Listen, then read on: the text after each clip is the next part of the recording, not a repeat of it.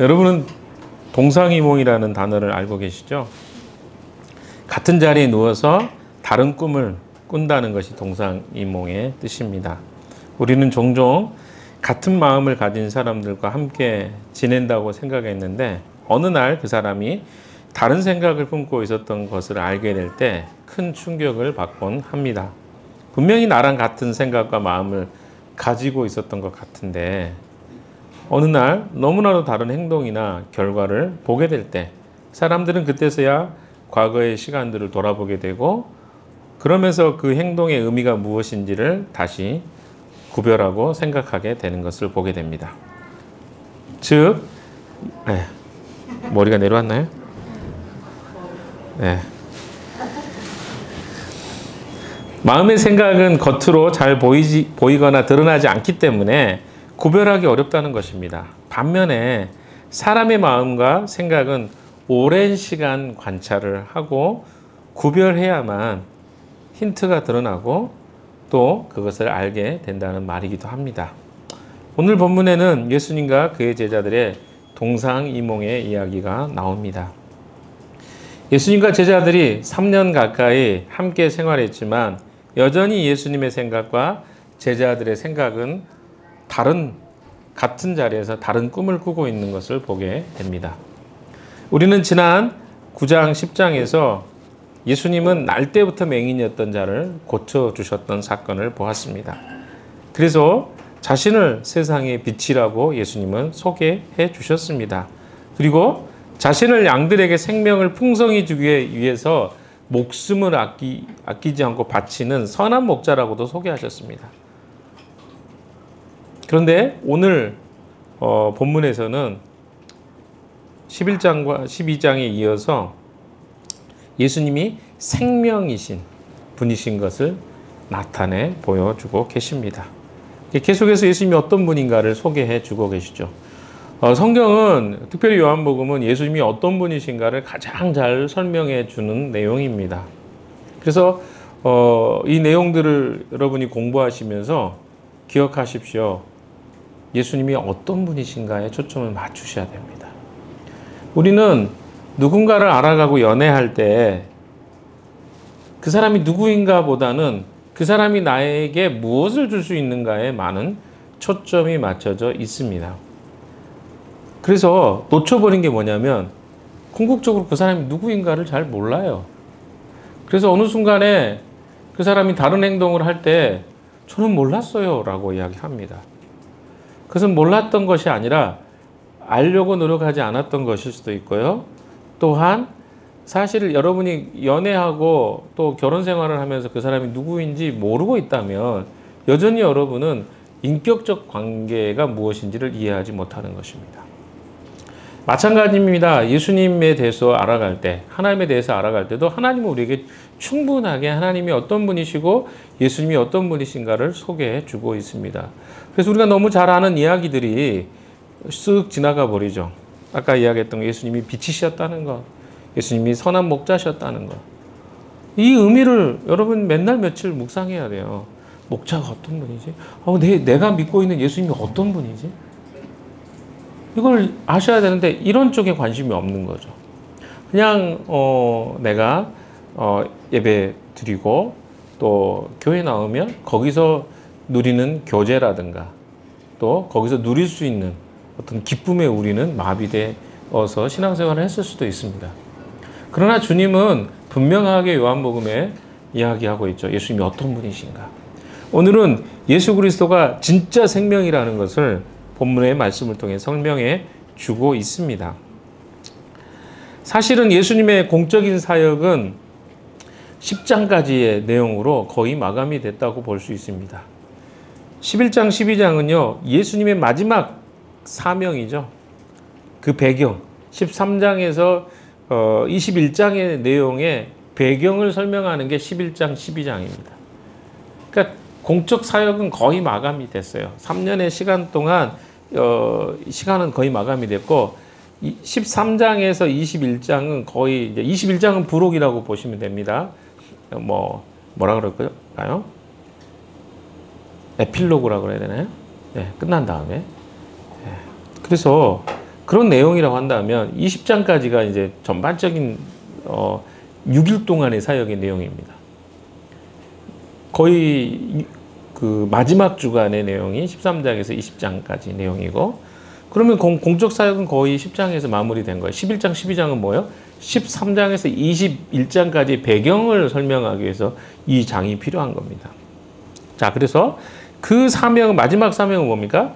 십자가의 죽음을 통해서 하나님이 사랑하시는 세상을 살리고자 하시는 예수 그리스도의 구원의 사역을 집중적으로 이야기해 주고 있는 배경이 되는 부분이 11장과 12장이 되겠습니다.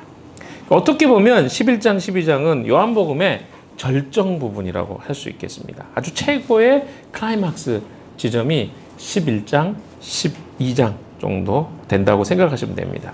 또한 요한복음은 7가지 표적이 나옵니다. 7가지의 표적을 통해서 예수님이 누구이신가를 증명해주고 드러내 보여주고 있는 내용이 요한복음의 내용입니다.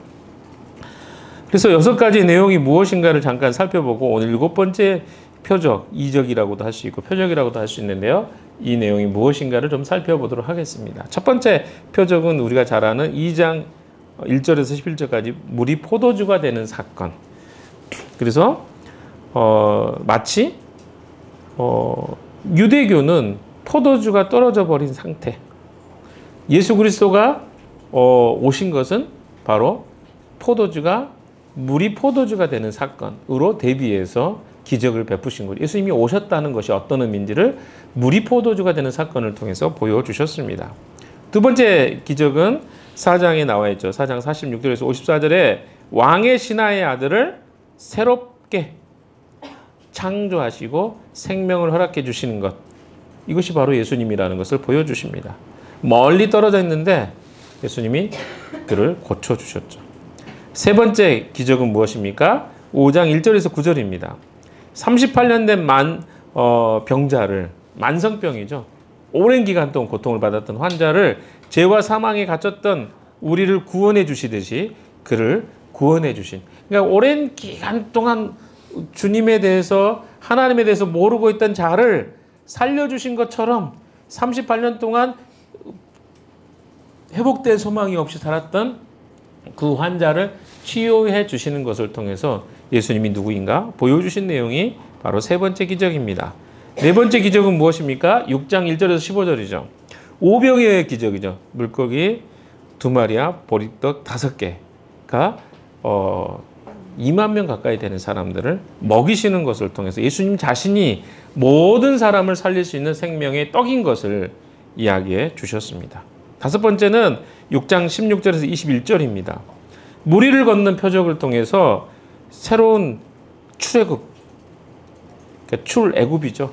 물 가운데서 구원해 주시는, 출애굽하는 영적인 출애굽의 모습들을 보여주시는 것을 통해서 예수 그리스도가 그들을 새로운 생명으로 이끌어 주실 수 있는 분이신 것을 보여주십니다. 예수님이 그런 능력을 가지고 계신 분이신 것을 보여주시죠. 여섯 번째는 우리가 지난 9장에 보았던 것처럼 날 때부터 눈 멀었던 자를 눈뜨게 해주시는 것.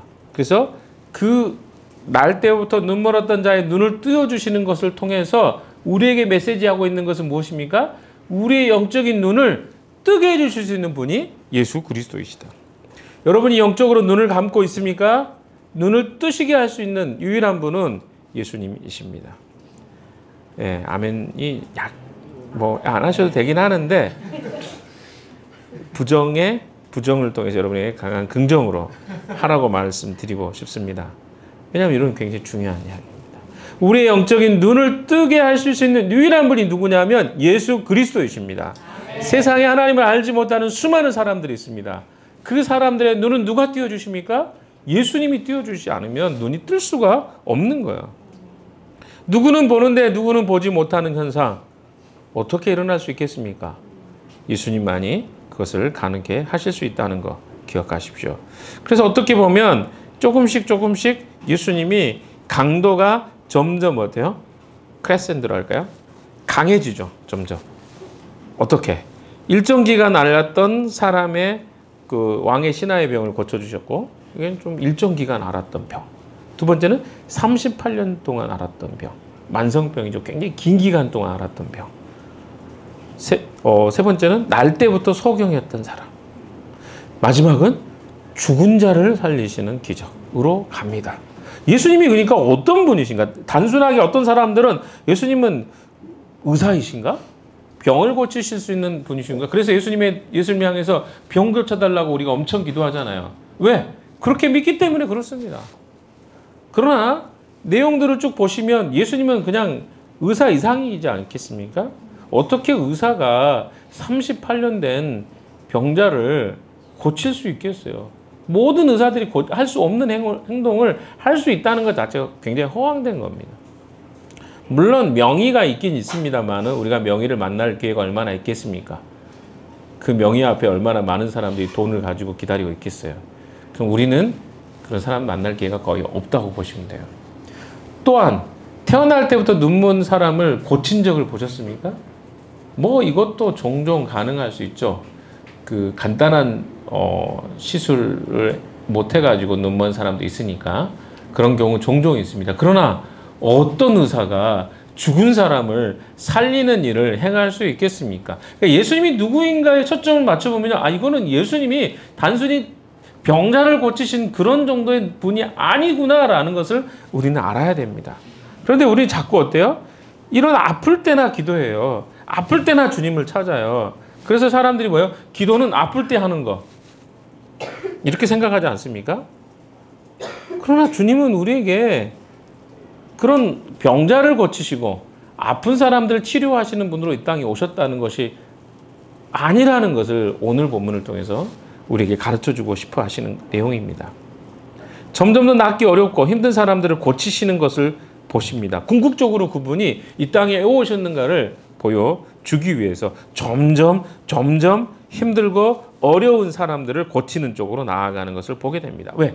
예수 그리스도는 이 땅에 오신 것은 십자가의 죽음과 죽음 이후에 부활을 가르쳐주고 싶었던 것이죠.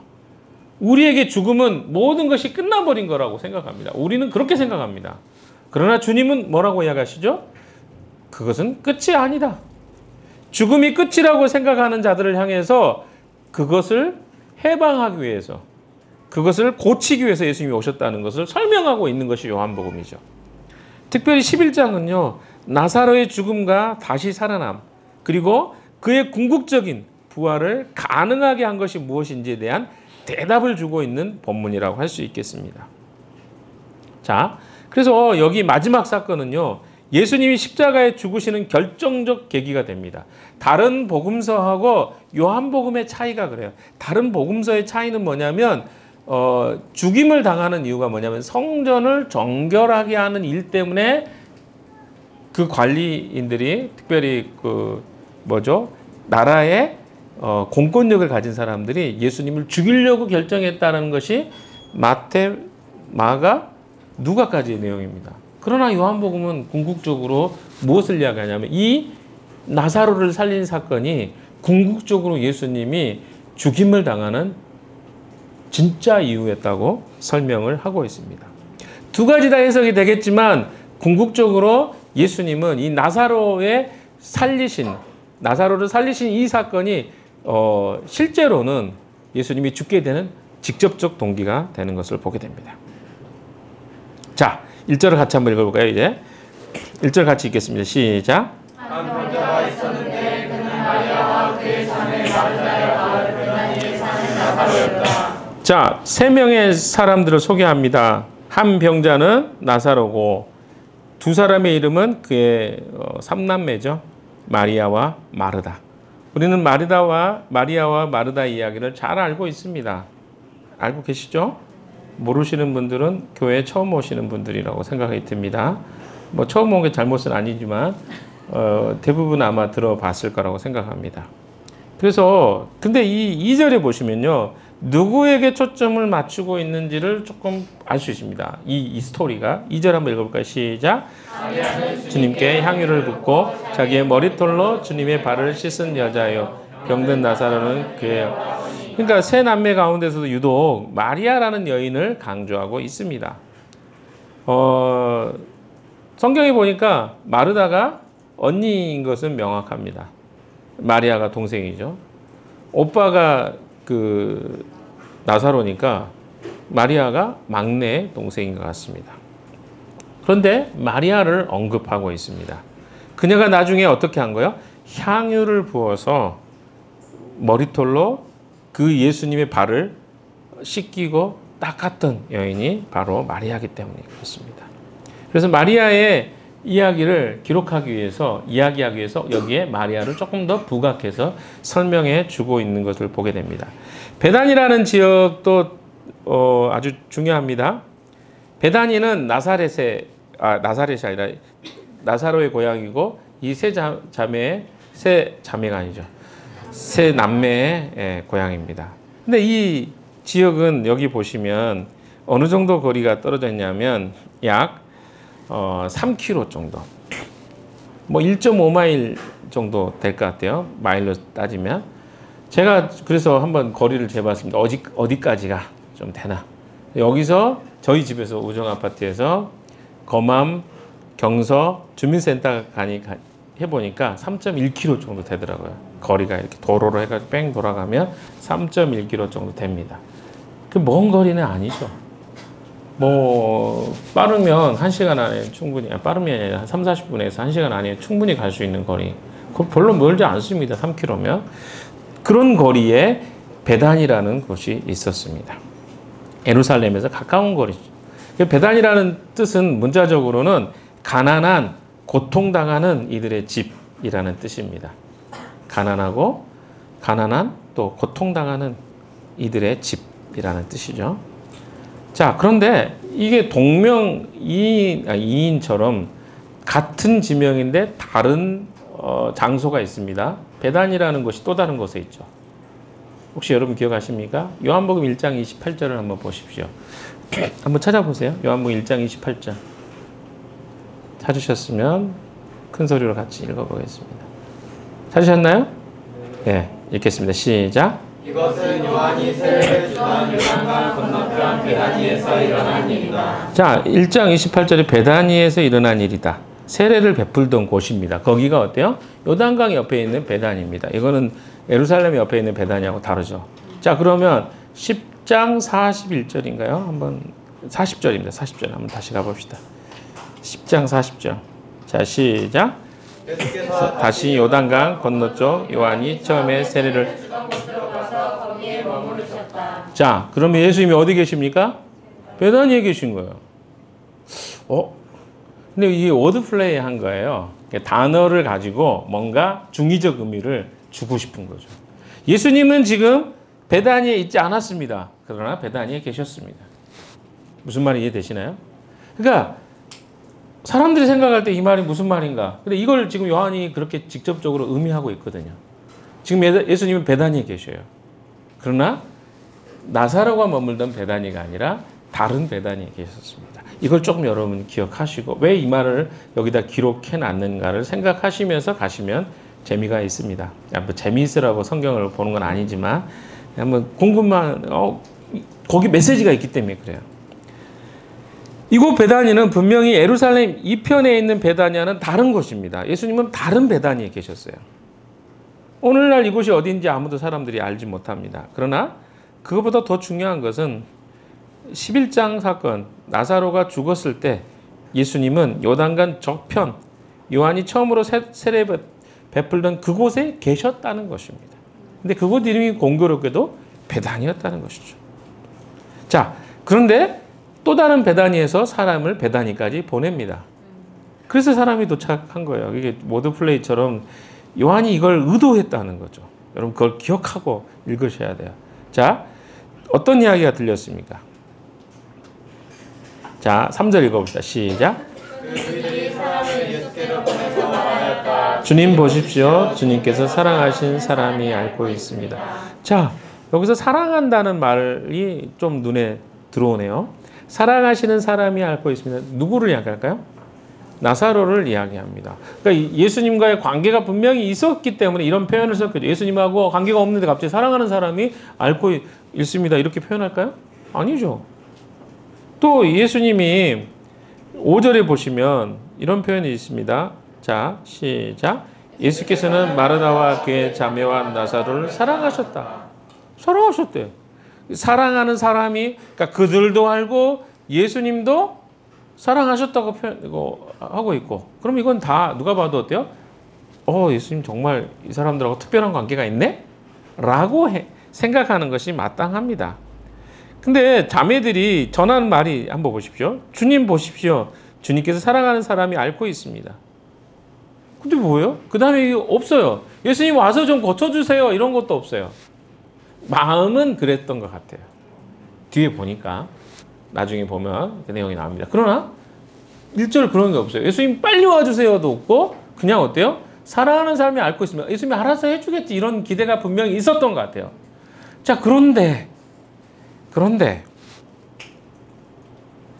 거기에는 또 하나의 숨겨진 어떤 의미가 있습니다. 왜냐하면 조금 전까지 예수님께서 유대 땅에서 어떤 어려움을 겪었는지 그들이 알고 있었어요. 나사로와 두 자매들이. 왜? 예수님 벌써 2번이나 돌에 맞아 죽을 뻔한 사건이 있었잖아요. 그러니까 예수님이 이쪽에 오시면 어떤 일이 일어날 것을 이미 알고 있었기 때문에 그 말을 요청하기가 어려웠던 것 같습니다. 보니까.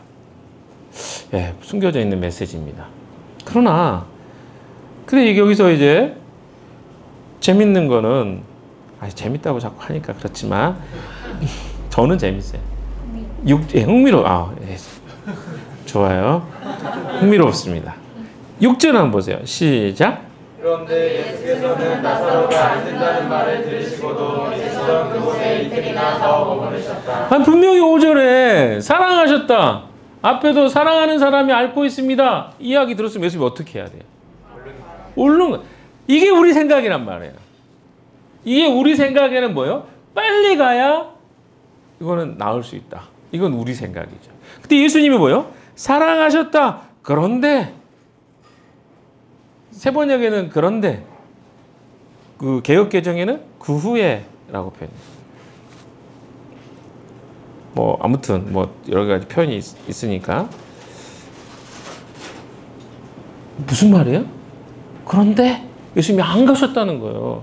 사랑하셨다고 말해놓고 그런데 안 가셨어요. 며칠이나 더 있어요. 보십시오. 계시던 그곳에 이틀이나 더 머무셨어요. 아마 사람이 이게 봤을 때 예수님이 나중에 도착했을 때 나흘째 되는 날이었으니까 이틀이나 더 머물렀으면 계산해보면 이게 이 사람들이 떠나고 난 다음에 얼마 있다가 나사로가 죽었겠구나. 그리고 죽었다고 하셨잖아요. 죽었구나. 알게 됩니다. 그러면 뭡니까? 사랑하셨는데 어떻게 하셨다고요? 안 가셔 사람이 죽었어요. 이게 뭐냐고요? 이게 우리의 딜레마입니다. 아니 주님 사랑하셨다며요. 사랑하신다며요. 그런데 왜 내버려 두신 거예요? 근데 예수님이 진짜 엉뚱한 이야기를 하셔요. 어떤 이야기를 하십니까? 뒤에 보시면 예수님께서 정말 이해하기 어려운 말씀들을 하십니다. 아니 이게 더 하나님의 영광을 드러낸대요. 너희들에게 더 좋을 거래요. 막 이런 식의 표현들이 계속 나오는 것들을 보게 되면 정말 오늘 이 본문은요, 여러분이 수수께끼처럼 되게 어떤 내용들이 구성되어 있습니다. 그래서 여러분이 본문 읽으면서 되게 이상하다라는 느낌을 받았어야 정상입니다. 어떻게 성경이 이런 식으로 막 말이 엇박자. 그래서 동상이몽이라고 하는 거예요. 예수님 생각 다르고 제자들 생각이 달라요. 이게 지금 똑같은 사건을 바라보는 두 다른 관점에서 바라보는 생각들입니다. 그래서 사람들은 어떻습니까? 일단 우리가 생각하는 관점에서 좋은 것이 좋은 거예요. 그게 뭐냐면 지금 와서 고쳐주고 살아있으면 좋은 거라고 생각하는 거예요. 그러나 예수님은 어떻게 하신 거예요? 사랑하셨는데 예수님은 이틀을 더 머물러서 그가 죽을 때까지 기다리신 걸까요? 그걸 의도한 건 아닐 겁니다. 그러나 어때요? 기다리셨어요. 그리고 하나님의 영광이 드러나기를 바라셨습니다. 5절, 6절에는 두 가지의 동기가 있다고 생각합니다. 첫 번째 동기는 뭘까요? 첫 번째 동기는 사랑입니다. 예수님이 이 행동, 그러니까 지금 마리아와 마르다, 나사로를 대하는 행동, 여기서 머물러 계셨던 행동의 이유가 뭐라고요? 사랑 때문이래요. 아니, 아무리 생각해도 이해가 안 되는데요, 저는. 어떻게 사랑하시는데 이렇게 하실 수 있어요? 여러분, 이게 실제입니다. 우리 안에는 어떤 일들을 겪고 나면 무슨 생각을 하냐면, 이게 하나님 사랑이에요? 하나님 어떻게 이러실 수 있어요? 내게 이런 일이 일어난 것은 억울해요. 주님, 이 일이 없어야 더 저는 좋았을 것 같은데요? 라고 생각할 수 있습니다.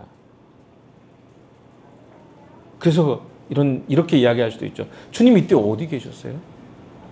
주님 이때 저 이렇게 힘들었는데 주님은 뭐 하신 거예요? 라고 우리는 주님 앞에 고백하죠.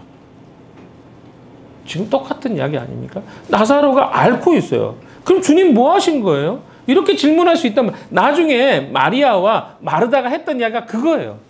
주님이 함께 계셨더라면. 심지어 나중에 예수님이 그런 이야기 돼요. 죽어도 살겠고 살아서 나를 믿는 자는 영원히 살겠다. 그 말을 해도 죽은 다음에 부활할 줄 저도 압니다. 예수님이 분명히 죽어도 살겠고라고 했는데 마르다가 하는 이야기가 그렇잖아요. 이게 우리가 가지고 있는 한계입니다.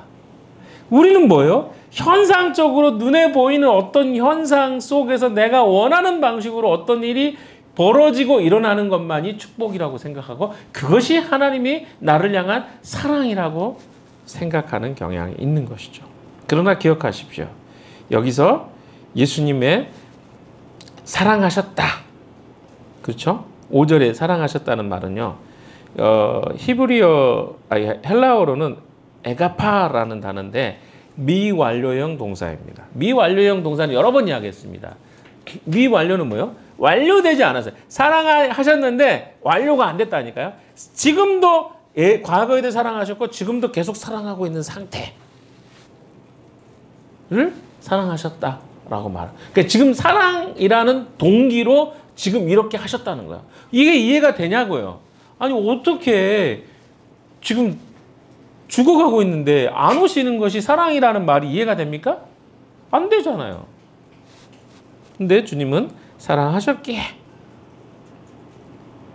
가지 않으셨다. 자, 여기서 우리가 하나 짚어야 될 건 뭐냐면, 주님이 우리가 원하는 것을 우리가 원하는 방식으로 또 우리가 원하는 때에 해주셔야 된다고 생각하는 것을 버리셔야 됩니다. 다시 이야기해 볼까요? 우리는 우리가 원하는 것을 우리가 원하는 때 주님이 주시는 것을 축복이라고 생각해 왔어요. 그러나 주님은 항상 우리가 원하는 것을 주는 것이 축복이 아니라고 생각하십니다. 항상 주는 것은 아니라고. 그래서 예수님의 우리를 향한 사랑은요, 하나님과 예수님 사이의 사랑의 근거에서 사랑하시는 것입니다. 그러니까 지금 이 사랑의 개념이 우리와 달라요. 그러니까 하나님의 그 사랑은 뭐냐면 하나님과 예수 그리스도의 그 사랑으로 우리를 영원한 사랑으로 사랑하시는 거예요. 이 사랑의 개념이 다른 것이죠. 그래서 사랑하시기 때문에 즉각적으로 가시지 않았다는 말이 이제는 적용이 될 수 있겠습니다. 아니 예수님은 나사로야 내 병이 나을 것이다 라고 하시면 낫게 됐겠죠. 그걸 몰라서 안 한 게 아니에요. 과거에 그렇게 했잖아요. 왕의 신하의 병을 그렇게 고치셨잖아요. 그리고 어떻습니까? 아마 구장에 태어날 때부터 눈물 흘렸던 자도 똑같지 않습니까? 그를 어때요? 그냥 고쳐줄 수 있어요. 근데 어디로 가라 그래요? 실로암에 물에 가서 네 눈을 씻어라 그래요. 이 모든 것들을 한번 그냥 예수님이 그냥 하신 게 아니라 예수님 능력이 없어서 그 물의 능력을 빌어서 고치신 것도 아닙니다. 거기에 다 의미가 있다는 거예요. 아시겠어요? 예수님이 즉각적으로 고치지 않으신 이유가 여기에 있습니다. 굳이 그것을 그들에게 이해시킬 필요가 없었기 때문에 그렇게 설명하지 않은 것 뿐입니다. 그래서 배단이라는 지명이 여기서 이제 등장하는 거죠. 아까 우리가 질문을 했죠. 주님, 내가 고통받을 때 주님은 어디 계셨어요?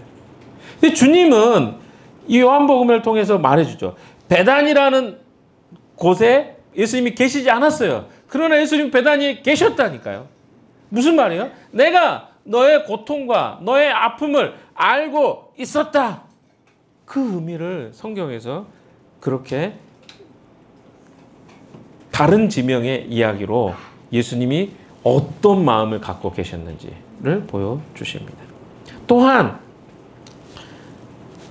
어떻게 보면 예수님 부재죠. 무관심한 것 같죠. 그러나 예수님이 어떤 관심을 갖고 계셨는가를 설명해 주는 단어가 바로 베다니. 세례 요한의 세례가 있었던 곳에서 예수님이 계셨다는 것을 이야기합니다. 또한 한 군데 더 봐야 될 곳이 있습니다. 조금 이따 그 부분 좀 살펴보도록 할 건데요. 그러니까 예수님은요, 진짜 놀라운 분이에요. 고통에 아무 관심이 없는 것 같았지만 그분은 우리를 바라보시고 관심을 갖고 기억하고 계셨다는 것. 이것이 여기서 말해주고 있는 메시지입니다. 두 번째, 5절과 6절을 하는 예수님이 하셨던 동기가 뭐냐면 예수님은 아버지의 뜻을 순종하기 위해서 이런 결정을 하신 것입니다. 그러니까 무슨 말이냐면 이 사건을 통해서 예수님이요, 그냥 단순하게 어떤 자기 자신을 드러내는 것이 아니라 예수님이 이 땅에 오셔서 하셨던 모든 일들은 뭐요? 아버지의 뜻에 순종하는 거예요. 그러니까 이것조차도, 사람이 죽어가고 살리는 것조차도 누구의 뜻에? 아버지의 뜻에 순종하는 결과로 이렇게 가지 않으실 것입니다. 그게 어떻게 아버지 뜻입니까? 여러분, 예수님이 지체하셨어요.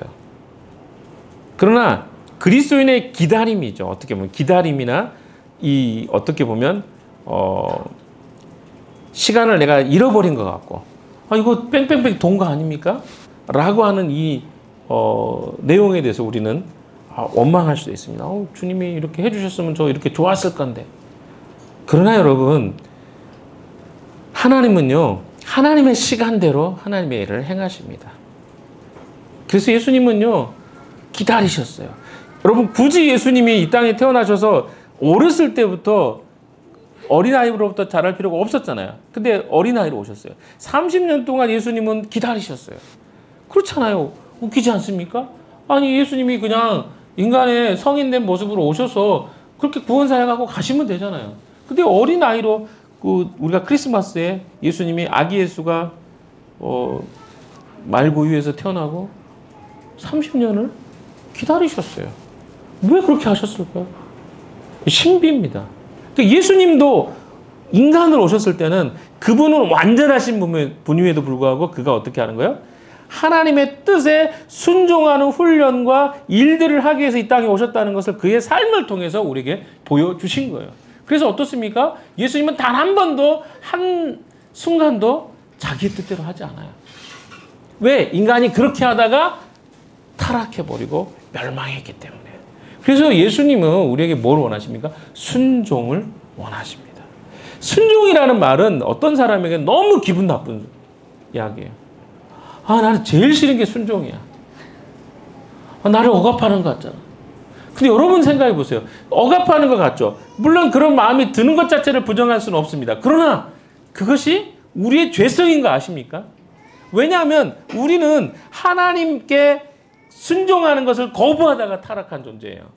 그러니까 그것을 어때요? 회복하는 유일한 방법은 뭐냐면 누군가가 오셔서 그 온전한 순종을 통해서 하나님의 뜻을 이루어야만 되는 거예요. 그래서 예수님은 어때요? 순종의 삶을 사셨습니다. 이 순간, 죽은 자를 살리는 순간에도 바로 예수님은 이런 하나님의 뜻에 순종하는 일을 행하셨다는 것입니다. 왜? 그래서 예수님이 이야기하시죠. 이 사건을 통해서 무엇을 이야기한다고요? 4절. 자, 4절 읽어봅시다. 시작. 예수께서 들으시고 말씀하셨다. 죽을 병이 아니라 오히려 하나님의 영광을 드러낼 병이다. 이것으로 말미암아 하나님의 아들이. 그러니까 뭐예요? 예수님의 생각은요, 하나님의 영광에 있어요. 하나님께 순종하는 데 있어요. 이 병은 무엇을 드러낸다고요? 죽을 병이 아니라 오히려 하나님의 영광을 드러낼 것이라는 것을 알고 계신 거예요. 방치한 게 아니라 하나님의 뜻을 구했던 것을 보게 됩니다. 자, 7절 한번 읽어봅시다. 7절 시작.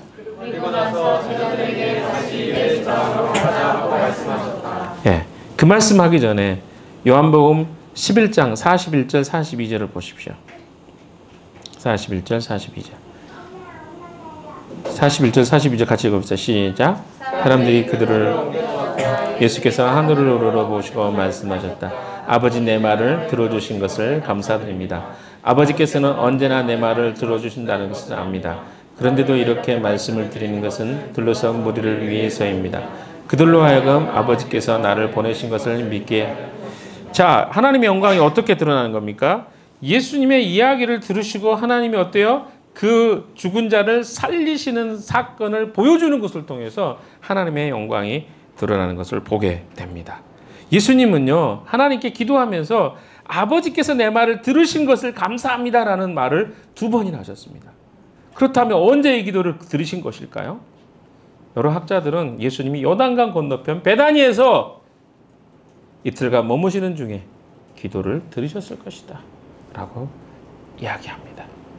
예수님은요, 기도를 통해서 나사로와 마리아와 나사로의 고통에 함께 하셨던 것입니다. 여러분, 어떤 사람은 이런 생각할까요? 기도하는 게 무슨 힘이 있나?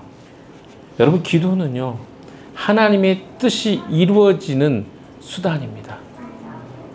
그러니까 뭐냐면 우리가 기도하지 않는다고 해도 하나님은 하나님의 뜻을 이루십니다. 그러나 하나님은 무엇을 기뻐하시냐면 우리의 기도를 통해서 하나님의 뜻이 이 땅에 이루어지는 것을 기뻐하십니다. 왜? 이것은 뭐냐면 하나님이 전적으로 하나님의 능력을 행하실 수 있음에도 불구하고 자꾸 우리에게 기도하라는 건 뭐냐면 우리를 어디요? 그 하나님의 사역에 참여시키는 거예요. 그러니까 우리가 기도하지 않으면 이것은 하나님이 그냥 하신 것에 불과해요. 그러나 어떻습니까? 우리가 기도를 하잖아요. 하나님의 뜻에 우리의 생각을 맞추기 시작하잖아요. 그럼 이것은 무엇에 어떻게 해석이 되냐면 나의 기도를 통해서 하나님이 하나님의 일을 행하신 걸로 되는 거예요. 되게 웃긴 이야기 같지만 성경은 계속해서 기도를 이렇게 이야기합니다. 그러니까 우리를 하나님의 사역에 동참시키게 하는 게 기도하는 일이에요. 그래서 기도한다고 뭐가 달라집니까? 하나는 맞고 하나는 틀려요. 현상적으로 우리가 기도한다고 해서 어떤 현상이 갑자기 달라지지는 않습니다. 그러나 우리가 기도하는 것은 또 다른 의미에서 기도할 때 하나님께서 하나님의 뜻을 행하실 때 우리의 기도를 받으시고 그 일을 하신다는 측면에서는 이것은 기도가 귀하게 쓰여지는 거예요. 우리는 알 수 없어요. 어떻게 하나님의 뜻이 수행되는지. 그러나 거기에 하나님은 늘 우리의 기도를 통해서 하나님의 일을 하시기를 원하신다는 이야기를 하고 계시기 때문에 그렇습니다. 그래서 예수님은 그 사실을 기억하셨어요. 내가 기도했는데 주님이 이 이야기를 들어주신 것을 너무 감사합니다. 이 기도를 이야기하고 있지 않습니까? 그렇다면 우리가 또 하나, 예수님은 왜 지체하셨을까요? 예수님은 지체하신 이야기를 통해서 나사로가 죽을 때까지 기다렸을 것이다 라고 하는 생각할 수도 있겠지만 저는 그렇지 않다고 생각합니다. 17절 한번 보시면요. 17절, 11장 17절. 한번 같이 볼까요? 시작. 예수께서 가서 보시니 나사로가 무덤 속에 있은 지가 벌써 나흘이나 되었다. 예, 예수님이 베다니에 가셨을 때 이미 나사로가 죽은 지 4일이 됐습니다. 예수님이 계신 곳에서 나사로가 있는 곳까지 하루길이면 충분해요. 그러니까 어때요? 팔레스타인의 경우는 사람이 죽으면 어떻게 해요? 금방 부패합니다. 더우니까. 부패하기 때문에 사망한 날 바로 매장을 했습니다. 왕의 경우는 좀 다르겠지만. 그렇다면 마리아와 마르다가 예수님께 사람을 보낸 직후에 나사로가 죽었을 가능성이 있습니다. 이틀을 더 머물고 하루길로 왔으니까 4일이 되잖아요. 이미 죽었어요. 그러니까 다른 말로 이야기하면 예수님은 나사로가 죽은 것을 이미 아셨어요. 말씀으로도 예수님은 살리실 수 있었어요. 그러나 굳이 3일이 지난 후에 가셨는지는 한번 좀 생각해 볼 필요가 있습니다. 이게 뭡니까? 뭐예요? 예수님은요, 지금 관심이 어디 있어요? 한 사람의 죽음과 살아남에 관심이 있는 것 같지만 실제로 예수님은 이 마지막 사건을 통해서 예수님 자신이 죽으셔야 된다는 것을 지금 가르쳐 주고 싶은 거예요. 죽어야 한 사람의 사건이 있습니다. 근데 그 사건 너머에 예수님은 어때요? 자기 자신이 대신 죽지 않으면 이 사람은 살아날 수 없다는 메시지를 담고 있어요. 이 사건 속에. 그리고 궁극적으로 예수님이 이 땅에 오신 목적이 죽으러 오셨다는 것을. 그래서 사랑이라고. 사랑하셨다. 요한복음 3장 16절에도 말하지 않습니까? 하나님이 세상을 이처럼 사랑하사 독생자를 주셨다. 사랑하셨다. 계속 사랑하신 거예요. 그래서 예수님 자신이 죽으셔야 된다는 것들을 메시지하고 있는 것입니다. 그래서 아까 읽었던 내용 중에 이제 다시 돌아가 보면요. 유다로 가자. 여러분, 예루살렘으로 가자 할 수 있잖아요. 아니면 베다니로 가자 할 수 있잖아요. 근데 예수님이 왜 여기서 유다로 가자라고 했을까요? 예수님이 오신 이유 때문에 그렇습니다. 예수님은 특별한 목적을 가지고 있었습니다. 유다는요, 예루살렘과 베다니를 포함한 조금 광범위한 이름입니다. 지역 이름이죠. 그래서 예수님은 그곳에서 순환을 당하시고 죽으시고 부활하실 장소가 유다이기 때문에 유다로 가자라고 말씀하신 것입니다. 예수님은 단지 나사로를 살리러 가는 게 아니라 자기가 이제 죽으러 간다는 사실을 알고, 그러니까 지금 이야기가 뭐냐면 예수님은 무슨 꿈이요? 인류를 구원하는 꿈을 꾸고 계세요. 지금 이 동상이몽이요. 예수님은 이 꿈을 꾸고 있는데 제자들은 무엇을 이야기하고 있는지를 한번 보시면 되게 황당스럽습니다. 예수님은 단지 나사로를 살리기 위해서 이 베다니에 가시는 것이 아니라 그 길로 예루살렘에 가셔서 십자가에 달리실 것을 생각하셨습니다. 그래서 예수님은 마지막 때가 다가올수록 더욱 세심하게 하나님의 때를 구하고 기다렸던 것입니다. 따랐던 것이죠. 이것이 예수님의 동기였어요. 하나님의 사랑과 순종의 동기로 이렇게 했던 것입니다. 그런데 제자들은 뭐라고 합니까? 8절 같이 읽어봅시다. 시작. 제자들이 예수께 말하였다. 선생님, 방금도 이대 사람들이 선생님을 돌로 치려고 하셨는데 다시 그리로 가지려고 하십니까? 이 말은 맞죠. 돌로 쳐서 죽이려고 했던 가까스로 살아서 돌아왔는데 또 거기로 또 들어가려고 하십니까? 그러나 제자들은 예수님의 이 진짜 깊은 뜻을 이해하지 못했습니다. 아직도 그들은 자신들의 기대를 저버리지 않았습니다. 자신들의 기대는 무엇입니까? 예수님을 쫓고 예수님을 따르는 것을 통해서 그들의 왕국을 세우고 싶었어요. 높은 자리에 앉고 싶었어요. 권력을 탐했습니다. 그러나 예수님의 관심은 어디 있었어요? 거기에 없었어요. 영혼을 살리고 수많은 인류의 자기 백성들을 구원하는 것이 예수님의 목적이었다고요. 그러니까 다른 꿈을 꾸고 있는 거예요. 여러분, 우리가 주님을 따를 때 이럴 수 있다고 저는 생각합니다. 예수님을 따르는데 예수님이 진짜 주고 싶어하는 것에 관심이 없고 내가 원하는 것을 교회에서 또 신앙생활하면서 줄 수 있다고 생각하기 때문에 예수님을 따르는 사람이 얼마나 많습니까? 여기에 있는 여러분도 한번 생각해 보십시오. 이제까지 예수님에서 진짜 예수님을 따랐습니까? 예수님을 정말 알고 싶어서 그렇게 살았습니까? 거기서 나에게 주는 안정감이나 혹은 거기 칭찬받는 거 그것 때문에 교회 생활하지 않았습니까? 그러다 보니까 예수님이 진짜 주고 싶어하는 건 못 얻은 거예요. 그러니까 너무 쉽게 교회를 떠나는 것도 쉬워요. 왜? 예수님이 내가 원하는 거 안 주면 그냥 가버리는 거예요. 여러분, 그게 우리의 모습이에요.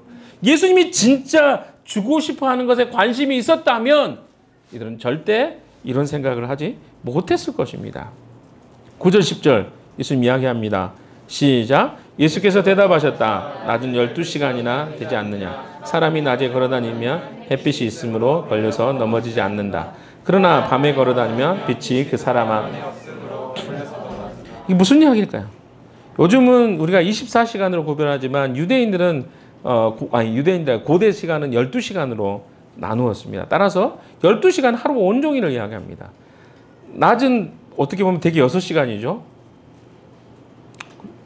그런데 여기 12시간이라고 하니까 이건 비유인 거예요.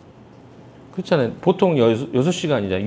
유대나 고대 사람들이 생각할 때는 이 시간을 12시간 개념으로 생각해요. 6시간이라고 해야 되는데 낮이 12시라고 했으니까 이건 비유라는 걸 제자들은 금방 알았을 것입니다. 그래서 예수님은 뭐예요? 자신이 온종일 해가 떠 있는 낮에 살고 있다고 지금 설명한 거예요. 그러니까 예수님이 계시는 이 기간, 예수님과 함께하는 기간은 어떤 시간이야? 낮의 기간이라고 설명하는 거예요. 예수님이 빛이시기 때문에 그렇습니다. 그분이 계시는 동안에 항상 하나님의 일을 낮에 행하셨습니다. 그래서 안전한 것이죠. 예수님께서는 자기 자신이 목숨을 버릴 권세도 있고 버리지 않을 권세도 있다고 말씀하셨습니다. 그래서 예수님과 동행하는 것은 동행하는 동안에 넘어지지 않게 될 것이다. 그 말을 결코 죽지 않을 것이다. 이런 말을 하고 있는 것이죠. 이것은 1차적으로는 어때요? 육체적인 죽음을 이야기합니다. 더 나아가서 영적인 죽음을 의미하는 것이죠. 그러니까 예수님과 함께하면 어떤다는 거예요? 안 죽을 거다. 우리가 주님과 동행할 때 우리에게 가장 위협하는 건 무엇입니까? 목숨이에요. 목숨이 죽으면 다 끝나잖아요. 이렇게 생각하잖아요. 이게 우리는 전부라고 생각합니다. 그러나 영생은 빼앗아갈 수 없다는 거예요. 주님은. 그러나 여기 보십시오. 밤에 걸어다니면 밤에 다니는 사람, 빛이 그 안에 없는 사람이죠. 즉 빛이신 예수님을 영접하지 않고 그분과 동행하지 않는 사람은 생명을 잃어버릴 것이다. 이 말을 하고 계신 거예요. 그러나 자 11절 같이 읽어봅시다. 시작. 이 말씀을 하신 뒤에 그들에게 말씀하셨다. 우리 친구 나사로는 잠들었다. 내가 와서 그를 깨우겠다. 자, 그 말씀하시기 전에 하나만 더 이야기합시다. 예수님이 돌아가신 후에, 그러니까 예수님이 십자가에 죽으신 다음에는요, 그들에게 무엇이 필요할까요? 믿음이 필요했습니다. 왜 믿음이 필요할까요? 믿음이 없이는 안전할 수 없는 거예요. 낮에는 예수님이 빛이니까 예수님이 계신 동안에는 그 빛 가운데 있으면 됐어요. 그런데 예수님이 십자가에 죽으셨어요. 그 다음에는 어때요? 세상이 어두워지잖아요. 그래서 그 안에 살아날 수 있는 사람은 뭐가 필요한 거예요? 예수님을 믿는 믿음이 필요한 거예요. 만약에 우리에게 믿음이 없다면 우리는 이 세상에서 소망을 가지고 살아갈 수 없는 것입니다. 영생을 얻을 수가 없는 것이죠. 예수가 우리 안에 있는 자들만이 진짜 영생을 얻을 수 있다는 것을 이야기해주고 있는 것입니다. 11절의 말씀 다시 한번 좀 볼까요? 이 말씀을 하신 후에 또 이르시되 우리 친구 나사로가 잠들었도다. 이렇게 이야기해요. 우리가 어때요? 그를 깨우러 가자. 깨우겠다. 제자들이 말합니다. 주님, 그가 잠들었으면 낫게 될 것입니다. 제자들하고 지금 예수님하고 지금 다른 생각. 예수님은 자기가 죽으러 가고 이 나사로가 살리는 사건은 뭐예요? 예수님의 부활과 죽음에 대한 메시지를 강력하게 하는 것을 통해서 실제로 이 유다 땅에서 죽으실 것을 이야기하고 있는데 제자들, 아니 예수님 그러면 그냥 내버려 두세요. 뭐 푹 자면 낫잖아요. 이런 이야기예요. 그러니까 예수님 뭐예요? 죽은 사람을 잠들었다고 표현한 거예요. 그러니까 영적 의미를 갖는. 죽은 자가 잠들었다는 표현은 성경밖에 없습니다. 잠들었다. 그들은 깨어날 것이기 때문에, 부활할 것이기 때문에. 죽음마저도 하나님께서는 잠듦에 불과하다고 이야기하십니다. 인류의 가장 큰 대적이 뭐라고요? 사망인데 예수님은 그걸 잠들었다고 표현해요. 그것이 끝이 아니라는 이야기를 지금 해주고 싶은 거예요. 근데 우리는 여기 한계가 있는 거예요. 왜? 인생은 죽으면 끝이라는 생각을 우리는 우리의 삶에 사는 순간에 계속하게 됩니다. 죽음마저도 주님에게는 아무런 문제가 될 수 없다는 것을 성경은 이야기해 주고 있습니다. 자, 12절, 13절이죠. 13절 읽어봅시다. 시작. 예수께서는 나사로가 죽었다는 뜻으로 말씀하셨는데 제자들은 그가 잠이 들어 쉰다고 말씀하시는 것으로 생각하였다. 예, 그러니까 이거 생각이 너무 다르죠. 제자들과 예수님의 생각 차이를 어떻게 할까요? 우리는 이해할 수 없는 하나님의 일에 대해서 하나님이 우리를 부르고 계신 것을 아십니까? 우리의 어려움에 눈을 감으시고 귀를 막아버리신 것 같은 냉정하신 하나님. 때로는 우리는 이렇게 생각합니다. 이렇게 고통받고 있는데 하나님 뭐 하셨어요? 저 너무 힘들어요, 주님. 근데 주님은 왜 이런 일을 허락하셔요? 이렇게 우리가 울부짖을 수 있을 것 같습니다. 침묵하세요, 하나님. 무관심하세요. 근데 주님은 이건 지체도 아니고 하나님께서 무관심한 것도 아니고 하나님의 뜻이 이루어지고 있다라고 주님 말씀하십니다. 저는 그 말씀을 믿습니다. 우리가 알거니와 하나님을 사랑하는 자 곧 그 뜻대로 부르심을 입은 자들에게는 모든 것이 합력하여 선을 이루느니라. 로마서 8장 31절 말씀이죠. 하나님은요, 우리의 삶 가운데 선하신 일을 행하시는 분입니다. 그게 우리가 안 믿어질 수 있어요.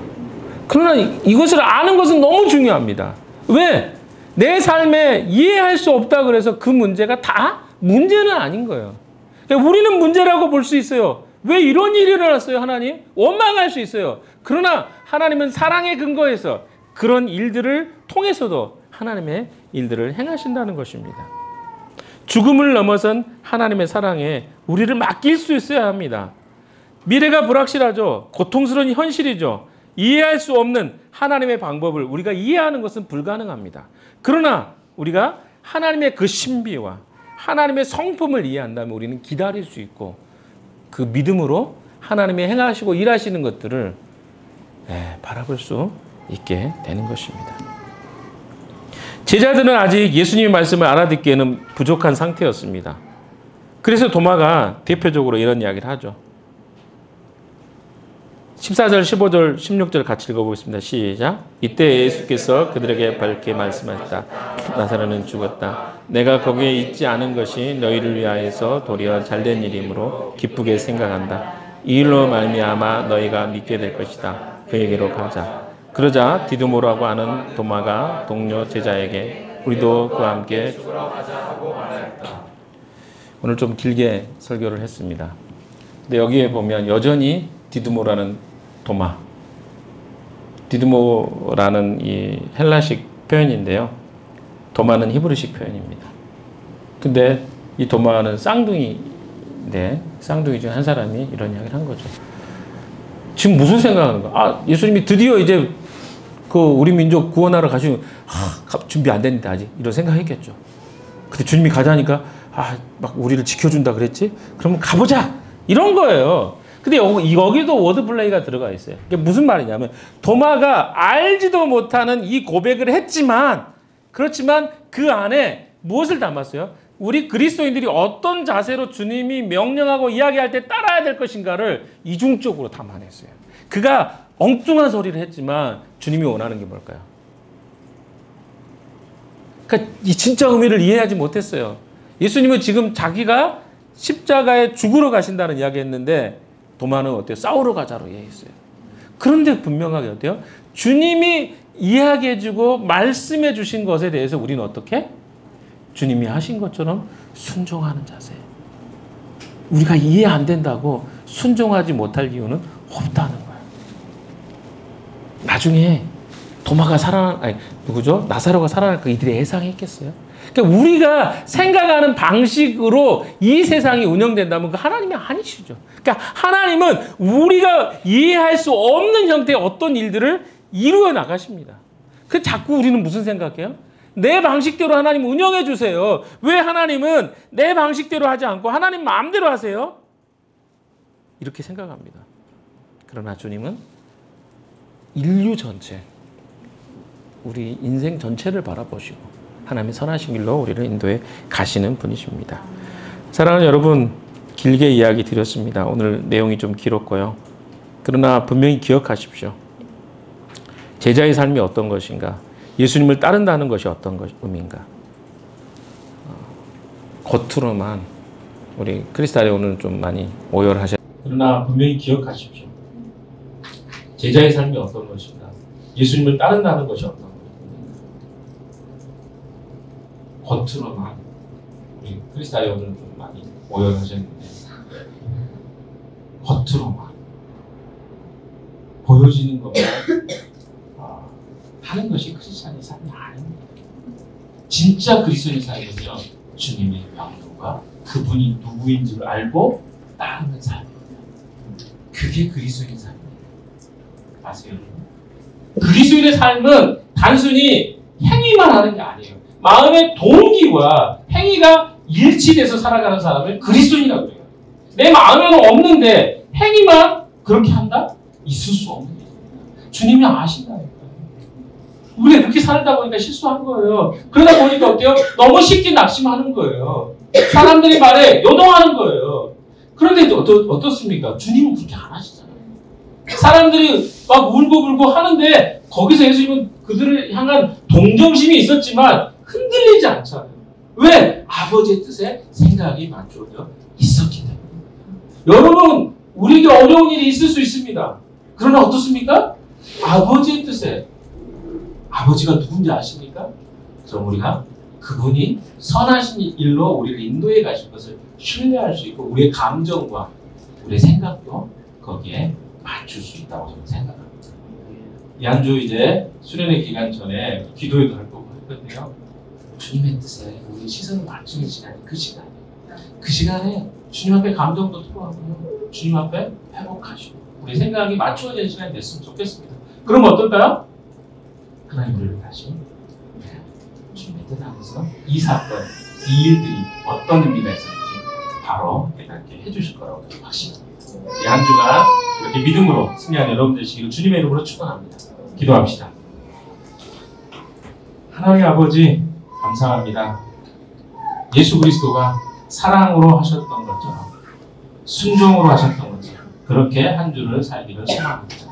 주님 그렇게 인도해 주시옵소서. 예수님 이름으로 기도했습니다.